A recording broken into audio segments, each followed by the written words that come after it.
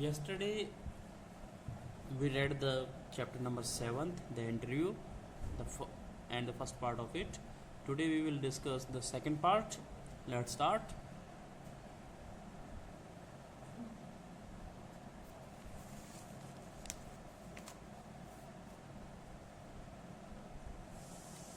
I am a professor who writes novels on Sundays. Umberto Eco, यहाँ पे अम्बर्तो eco का यहाँ इंटरव्यू लिया जाएगा और अम्बर्तो इको कहते हैं कि मैं एक प्रोफेसर हूँ जो केवल संडेज़ को राइटिंग करता हूँ, नॉवल लिखता हूँ। The following is an extract, और जो आज हम पढ़ेंगे वो एक एक्सट्रैक्ट है, एक स्मॉल पीस ऑफ राइटिंग है जो कि एक न्यूज़पेपर से शायद ये कटिंग निकाली गई है, जो कि आप पेस्ट की गई है सिर्फ।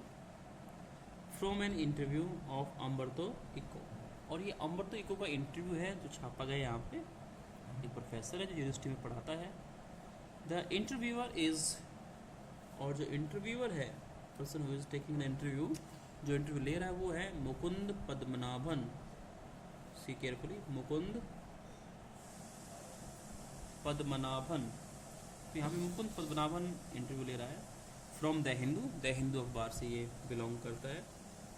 अम्बर्तो Eco, a professor at the University of Bologna in Italy, had already acquired a formidable reputation as a scholar for his ideas on semiotics, the study of science.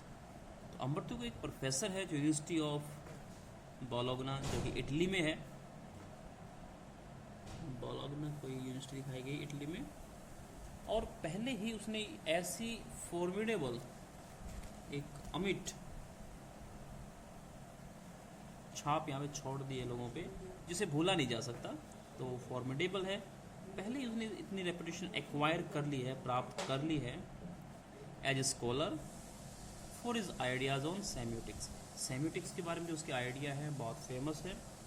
आप सेम्योटिक्स क्या होती है? सेम्योटिक्स होती है द स्टडी ऑफ साइंस। जो चिन्ह होते हैं, साइंस होते हैं, इशारे होते हैं या हाव भाव होते हैं, उनकी ये स्टडी करते हैं। Literary interpretation and visual aesthetic before he turn to writing fiction. इससे पहले कि वो फिक्शन लिखना शुरू करते, नॉवेल्स, प्ले लिखना स्टार्ट करते, उन्होंने लिटरेरी इंटरप्रिटेशंस की हैं। साहित्यिक टीका टिप्पणियाँ होती हैं, कमेंट होता है, समालोचना होती है। एंड मिडवेल एस्थेटिक्स, और जो मिडवेल मध्यकालीन के जो एस्थेटिक्स थे, एस्थेटिक सेंस ऑफ ब्यूटी में भी,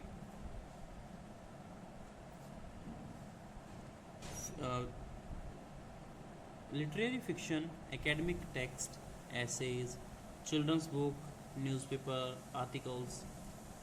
his written output is strikingly large and wide ranging. तो यहाँ पे जो प्रोफेसर हैं वो बहुत कुछ लिखते हैं। वो एक तो लिटरेरी फिक्शन लिखते हैं, दूसरा एकेडमिक टेक्स्ट, बच्चों की जो टेक्स्ट होती है, स्टूडेंट्स के लिए जो बुक्स होती हैं वो लिखते हैं, एसेज लिखते हैं, और चिल्ड्रंस बुक्स भी लिखते हैं, न्यूज़पेपर में आर्टिकल्स भी लिखते हैं। और उनके जो रिटर्न आउटपुट है, जो प्रोड्यूस किया हुआ सिस्टम है या जो वर्क है, वो स्ट्रगलिंगली लार्ज, बहुत लंबा चौड़ा है। यहाँ पे स्टैगरलिंग यूज किया गया, बहुत लंबा, विस्तृत है, एक्सटेंडेड है, एंड वाइड रेंजिंग, और उसकी रेंज बड़ी वाइड है। Various kind of writing he adopts to write, अलग तरह की राइटिंग चूज करते हैं। In 1980 he acquired the equivalent of intellectual superstardom with the publication of The Name of the Rose, which sold more than 10 million copies. और जहाँ तक बात है इंटेलेक्चुअल सुपरस्टारडम,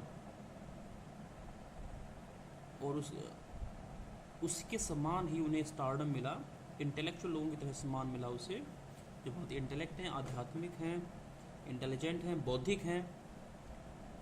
जैसे उनका एक नावल पब्लिश हुआ जिसका नाम था the name of the rose, और ये बहुत ही सक्सेसफुल रहा, बेस्ट सेलर भी बना, which sold more than 10 million copies. इसकी 10 मिलियन कॉपीज़ यानी अराउंड 1 करोड़ कॉपीज़ यहाँ पे सेल आउट होती हैं, बिकती हैं, और वो एक दिन सुपरस्टार डम को प्राप्त करते हैं, एक स्टार बन गए वो अचानक। मुकुंद पूछना स्टार्ट करते हैं यहाँ पे। The English novelist and academic David Lodge once remark, I can't understand how one can do all the things he does। Eco के बारे में कहा है। मुकुंद पद्मावन कह रहे हैं कि जो डेविड लॉज हैं उन्होंने एक बार कमेंट किया था, एक बार रिमार्क डाला था, जो कि एक इंग्लिश नॉवलिस्ट है, कि कोई भी, और नॉवलिस्ट एंड एकेडमिक हैं, वो एकेडमिक के बारे में लिखते हैं और नॉवलिस्ट भी थे, कि एक आदमी इतना काम कैसे कर सकता है, ये बात मुझे समझ में नहीं आती। इको के बारे में कमेंट किया Umberto Eco, maybe I give the impression of doing many things, कि शायद ऐसा लगता हो कि मैं बहुत सारे काम कर रहा हूँ, ऐसे इम्प्रेशन मैं छोड़ता हूँ, but in the and I am convince I am always doing the same thing. लेकिन इन द एंड मैं फिर कन्विंस रहता हूँ कि I am doing the same thing, कि मैं केवल एक ही प्रकार का काम कर रहा हूँ। लगता ही मैं बहुत ज़्यादा काम कर रहा हूँ, लेकिन मैं एक ही तरह का काम कर रहा हूँ। मुकुंद विच इज़, कि वो कौन सा। अमृत को, oh now that is more difficult to explain, कि ये बात बहुत डिफ़िकल्ट है एक्सप्लेन करना।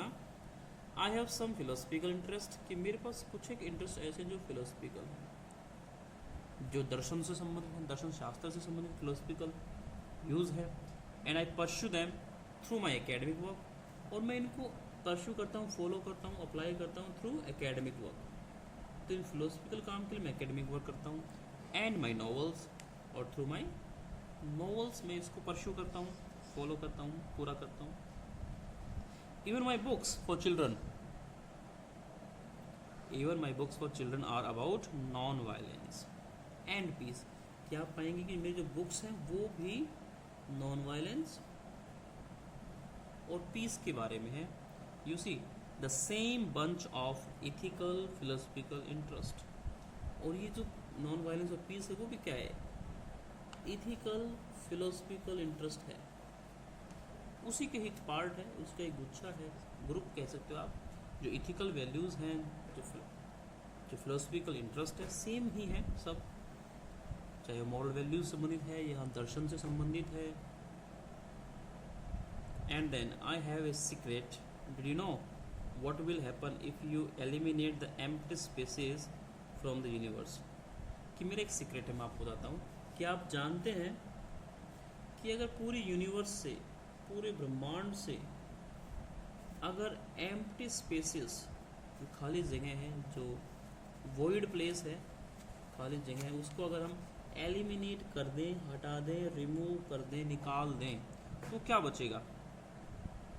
Eliminate the empty spaces in all the atoms, अगर हम सभी एटम्स में से भी एम्प्टी स्पेस को एलिमिनेट कर दें तो क्या बचेगा।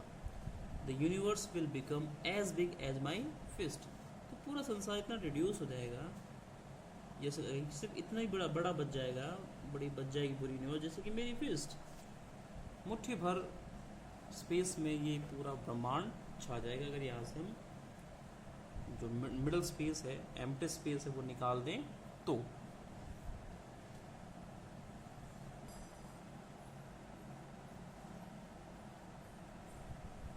Now move the page number, next 70 page number. Similarly we have a lot of empty spaces in our lives, इसी प्रकार से हमारी लिव्स में भी बहुत सारा एम्प्टी स्पेस होता है। आई कॉल देम इंटरस्टिक्स, और मैं इन्हें इंटरस्टिसेस बोलता हूँ, interstices, empty space. Say you are coming over to my place, you are in an elevator and while you are coming up I am writing for you। कि suppose आप elevator से आ रहे हैं, सीढ़ियों से आ रहे हैं मेरे पास, I am waiting for you, और मैं आपके लिए इंतजार कर रहा हूँ। दिस इज एन इंटरस्टिस, तो ये इंटरस्टिस है। An empty space. I work in empty spaces, और मैं इन एम्प्टी स्पेसिस के अंदर काम करता हूँ। While waiting for your elevator to come up from the first to the third floor, कि जब आप एलिवेटर से आ रहे हैं मेरे पास from the first to the third floor, first floor से लेकर के थर्ड फ्लोर तक, I have already written an article, तो मैं एक आर्टिकल लिख चुका होता हूँ। Mukund, not everyone can do that of course, कि हर एक आदमी ऐसा काम नहीं कर सकता। योर नॉन फिक्शनल राइटिंग, कि आपकी जो नॉन फिक्शनल राइटिंग है, your scholarly work has a certain playful and personal quality about it, तो उसमें एक प्लेफुल वे है, एक पर्सनल क्वालिटी आप उसमें ऐड करते हैं। It's a mark departure from a regular academic style, और ये बिल्कुल मार्क करने लायक डिपार्चर है, अलगाव है, लिविंग स्टाइल है from a regular academic way style. ये रेगुलर एकेडमिक स्टाइल जिसमें ज़्यादा स्पेस नहीं होता है, टू द पॉइंट ही लिखा जाता है, उससे थोड़ा सा अलगाव इसमें दिखाई देता है। विच इज़ इनवेरिएबली डीपर्सनलाइज्ड, और ये इनवेरिएबली अनचेंजेबली, कोई वेराइटी नहीं है, वेरिएबल नहीं है, डीपर्सनलाइज्ड स्टाइल होती है एकेडमिक स्टाइल, वो डीपर्सनलाइज होती है, उसमें पर्सन की क्वालिटी ऐड नहीं हो पाती, and often dry and boring, और यही कारण है कि वो जो एकेडमिक बुक्स होती है वो ड्राई, बोरिंग, इंटरेस्टिंग नहीं होती। Have you consciously adopted an informal approach, और is it something that just come naturally to you, क्या आपने कॉन्शियसली जानबूझ करके विलिंगली ये जो एक इनफॉर्मल अप्रोच है राइटिंग एकेडमिक बुक्स को अडॉप्ट किया है, या फिर it is something that just come natural to you, या फिर जो चीज़ जो स्टाइल है आपका वो नेचुरली आपके पास आ गई है, बिल्कुल नेचुरल सी लगती है, विदाउट एफर्ट्स आपको मिली। Umberto Eco, when I presented my first doctoral, कि जब मैंने अपना first doctoral dissertation thesis Italy में सबमिट की, डॉक्टर जब आप रिसर्च करते हैं तो आपको अपना थीसिस, अपना रिसर्च, अपनी डिसर्शन सबमिट करनी पड़ती है, उसके बाद में आपको डॉक्टरेट की डिग्री मिलती है। One of the professor said scholars learn A lot of a certain subjects, जो स्कॉलर्स हैं वो सर्टेन सब्जेक्ट के बारे में बहुत कुछ जानते हैं, सीखते हैं।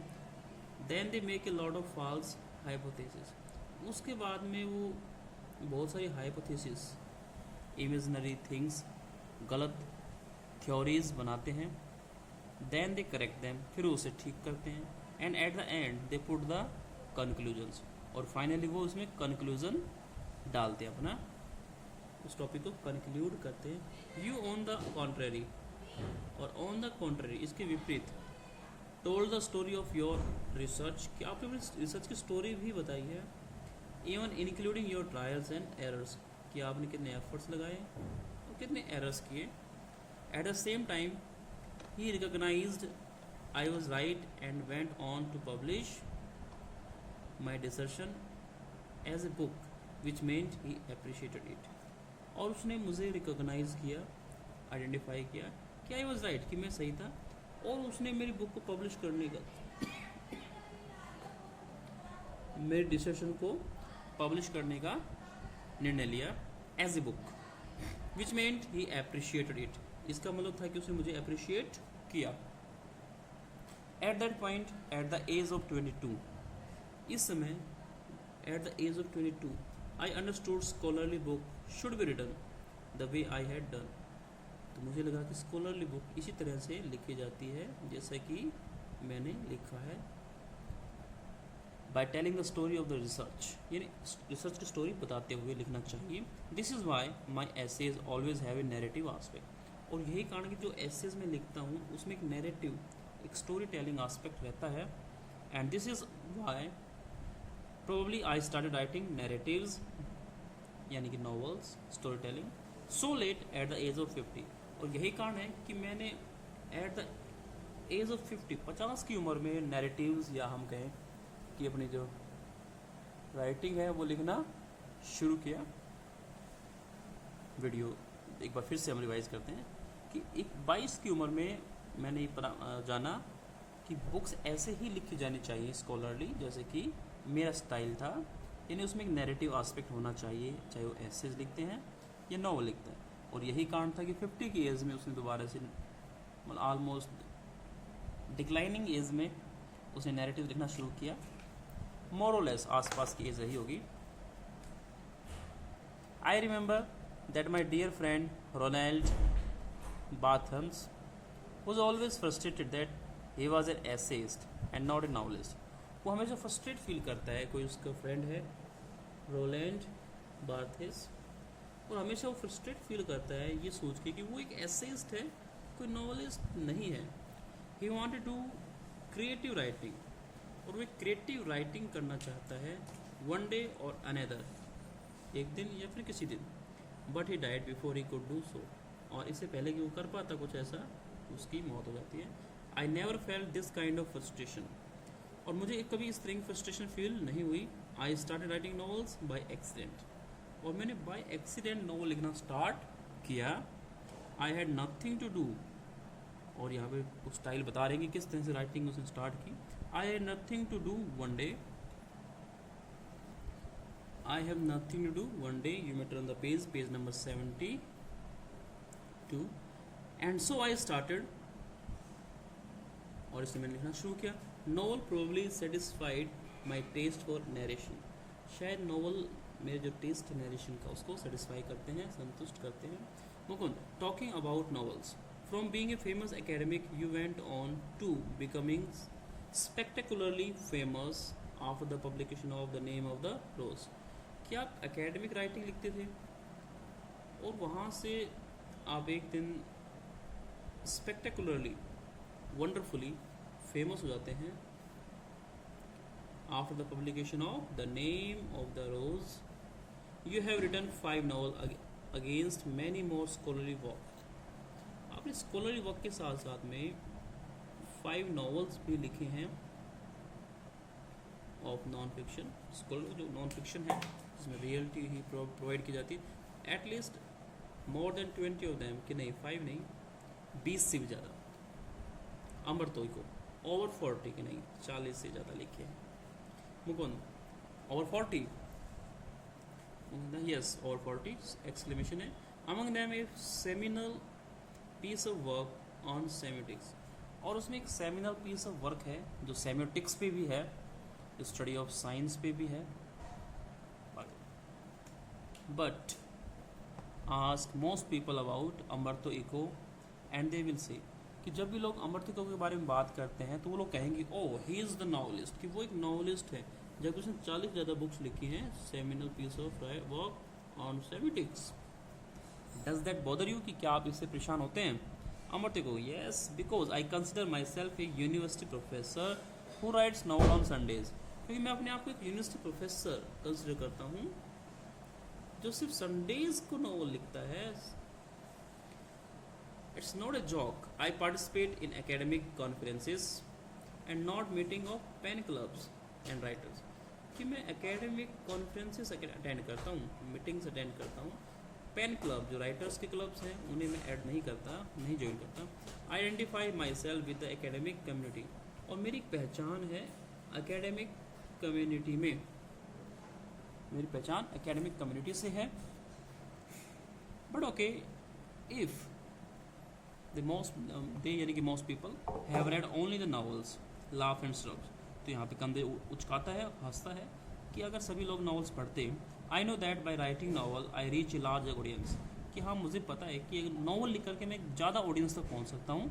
आई can not expect to have 1 million readers with stuff on semiotics, कि अगर मैं जो स्टफ है, जो मेरा वर्क है ऑन सेमियोटिक्स, उसी पे मैं कन्फाइंड रहता हूँ, तो I expect only, I can not expect, कि मैं उम्मीद भी नहीं कर सकता कि मैं 1 million तक पहुँच सकता हूँ, 10 लाख लोग मुझे देखेंगे, ऐसा मुझे लगता नहीं है। Mukund, which brings me to my next question, the name of the rose is a very serious novel, कि बहुत ही सीरियस नॉवल है। इट्स ए डिटेक्टिव यार्न, और ये एक डिटेक्टिव डिज़ायर है at one level, but it also delves into, कहीं कहीं ये डेल्व्स है इनटू मेटाफिजिक्स और थियोलॉजी। मेटाफिजिक्स थियोलॉजी में भी ये ऐड है, कहीं ना कहीं इसमें धर्म की अटैचमेंट है। मेटाफिजिक्स है the things beyond the earth, उसके बारे में, प्रकृति से परे के बारे में चीज़ बहुत सारी लिखी हुई है। एंड मिडिवल हिस्ट्री, और मिडिवल हिस्ट्री को भी आपने उसमें ऐड किया है। Yet it enjoyed a huge mass audience, फिर भी इसमें बहुत ज़्यादा मास ऑडियंस ने इन्जॉय किया है, बहुत सारे लोग इसको पढ़ रहे हैं। Were you puzzled at all by this, कि क्या आप इस बात से पजल्ड हैं, कंफ्यूज हैं कि इस तरह का नॉवल इतना ज़्यादा बिकता है। अमृति को नो जर्नलिस्ट आर पजल्ड, कि जर्नलिस्ट पजल्ड हैं इस बात से। एंड समटाइम्स पब्लिशर्स, और कभी कभी पब्लिशर भी परेशान होते हैं कि इतनी कॉपियाँ कैसे बिकती हैं। And this is because journalist and publishers believe that people like thrust, कि लोगों को थ्रश जो बिल्कुल लोअर काइंड ऑफ स्टफ होता है वो पसंद है। And don't like difficult reading experiences, public difficult reading experiences नहीं पढ़ती है। Consider there are 6 billion people on this planet, कि मान लीजिए इस प्लेनेट पे 6 बिलियन पीपल हैं, 6 अरब की हम बात कर लेते हैं। The name of the rose sold between 10 and 15 million copies, और rose name of the rose की हम बात करें, जो नॉवल है उनका, उसकी प्रतियां बिकी, कॉपीज बिकी 10 to 15 मिलियंस ओनली, मतलब 1 से 1.5 करोड़ के बीच में। So in a way I reach only a small percentage of readers, तो इस तरह से मैं केवल एक स्मॉल परसेंटेज ऑफ रीडर्स तक ही पहुंच पाता हूं। But it is exactly these kinds of readers who don't want easy experience, तो इसका मतलब ये है कि इतनी पब्लिक, इतने परसेंटेज लोग ईजी वो पसंद नहीं करते, एंड और उन्हें सिर्फ ईजी एक्सपीरियंस पसंद। जो लोग डिफिकल्ट पढ़ते हैं इसका ये नहीं उन्हें ईजी ही ईजी पसंद नहीं है, या ईजी देखते तो उन्हें डिफिकल्ट पसंद नहीं है, और at least don't always want this, या हर वक्त वो सेम ही चीज़ पढ़ते हैं। I myself at 9 PM after dinner watch television and want to see either Miami Vice और एमरजेंसी रूम, कि 9 बजे के बाद, खाना खाने के बाद मैं अक्सर टीवी पे मियामी वॉइस या एमरजेंसी रूम तरह के सीरियल्स देखता हूँ। I enjoy it and I need it, कि मैं इसको एंजॉय करता हूँ और मुझे इसकी आवश्यकता होती है। बट नॉट ऑल डे, कि मैं सारे दिन तो चीज़ें नहीं देखता। Mukund, could the huge success of the novel have anything to do with the fact that it dealt with a period of medieval history, कि इस नेम ऑफ द रोज की सक्सेस की बात करें, ह्यूज सक्सेस की बात करें, तो कहीं इसका कारण ये तो नहीं कि ये मिडिवल हिस्ट्री के साथ में डील करता है, इसमें मिडिवल हिस्ट्री के बारे में लिखा हुआ है। अमरती को that's possible, but let me tell you another story because I often tell stories, क्योंकि मैं स्टोरीज सुनाता हूँ। जैसे चाइनीज़ वाइज मैन की स्टोरीज हमने सभी ने पढ़ी हुई है, सुनी होगी, उस तरह से। My American publisher said while she loved my book, हालांकि उसे मेरी बुक पसंद आई, she didn't expect to sell more than 300 copies in a country where nobody has seen a cathedral or studies Latin.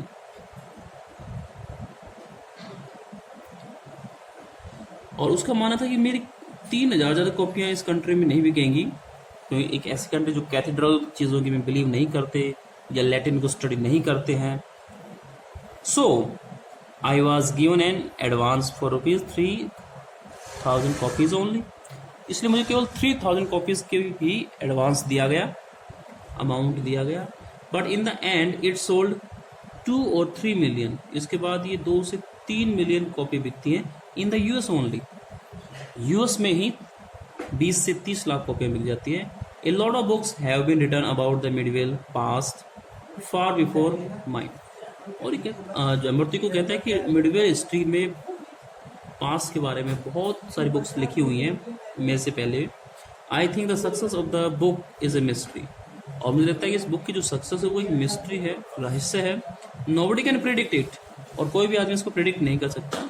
I think if I had written the name of the rose 10 years earlier और 10 years letter, कि 10 साल पहले लिखा होता है, 10 साल बाद में लिखता, it would have been the same, तो शायद ये बिल्कुल सेम ही रहता, या it wouldn't have been same, sorry it wouldn't have been same, तो ये बात सेम नहीं होती, यानी it depends on timing. Why it was at that time is a mystery. और ये इस समय जब ये नॉवल पब्लिश हुआ तो क्यों सक्सेसफुल रहा, इट दैट्स ए मिस्ट्री। ये टाइम जो है वो एक मिस्ट्रीज टाइम है। तो ये छोटा सा एक इंटरव्यू था अम्बर्तो इको का, जो मुकुंद पद्मनाभन ने यहाँ पे इंटरव्यू किया। That's all for today. We will discuss some other topic, some other point in our next video. Till then, keep enjoying watching the video. Stay home, stay safe. Thank you.